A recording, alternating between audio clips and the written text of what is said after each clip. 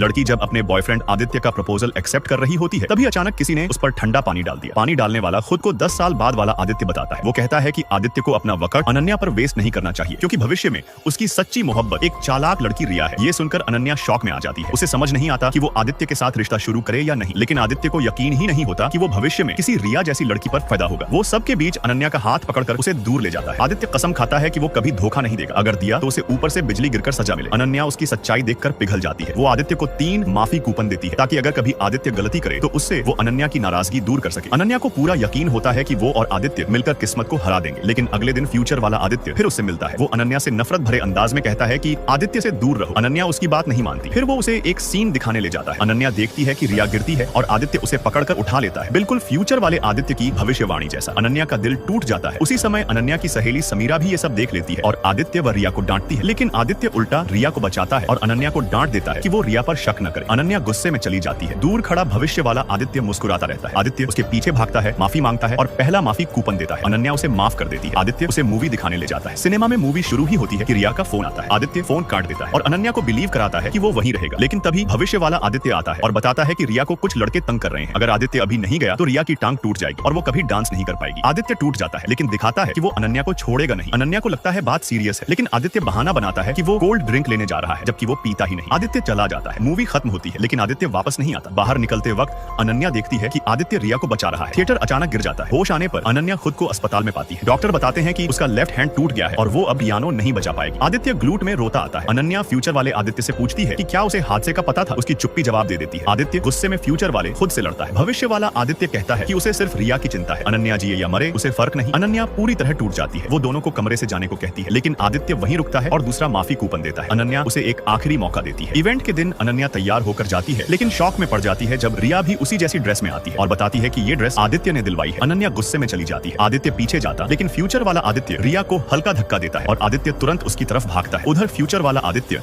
अनन्या को फोर्स करके अपने साथ ले जाता है। डांस हॉल में आतिशबाजी से आग लग जाती है। अनन्या गिर जाती है और हेल्प मांगती है, लेकिन आदित्य सिर्फ रिया को ढूंढता है। वो उसे बचाकर ले जाता है और अनन्या को वहीं छोड़ देता है। अनन्या फिर अस्पताल पहुंचती है। वो जाकर देखती है कि आदित्य ने बचाया सिर्फ रिया को। अनन्या अब पूरी तरह टूट जाती है। वो फॉरेन पढ़ाई के लिए जाने का फैसला कर लेती है। तभी रिया बहुत मासूम बनकर आती है और अनन्या से कहती है कि आदित्य को उसे दे दे। उसी वक्त आदित्य आता है और बिना कुछ समझे अनन्या पर ही चिल्ला देता है। रिया बाहर जाकर लेक में कूदने का ड्रामा करती है। आदित्य फिर से उसे बचाने जाता है, लेकिन अब सब खत्म हो चुका था। यूनिवर्सिटी की अप्रूवल आ जाती है। अनन्या एयरपोर्ट जाती है, आदित्य का नंबर डिलीट करती है और उसे ब्रेकअप मैसेज भेजकर फ्लाइट में बैठ जाती है। आदित्य उस वक्त रिया के साथ था। उसे मैसेज मिलते ही वो घबरा जाता है और अनन्या को ढूंढने निकलता है, लेकिन रास्ते में उसे खबर मिलती है कि जिस प्लेन में अनन्या थी वो समुद्र में क्रैश हो गया है।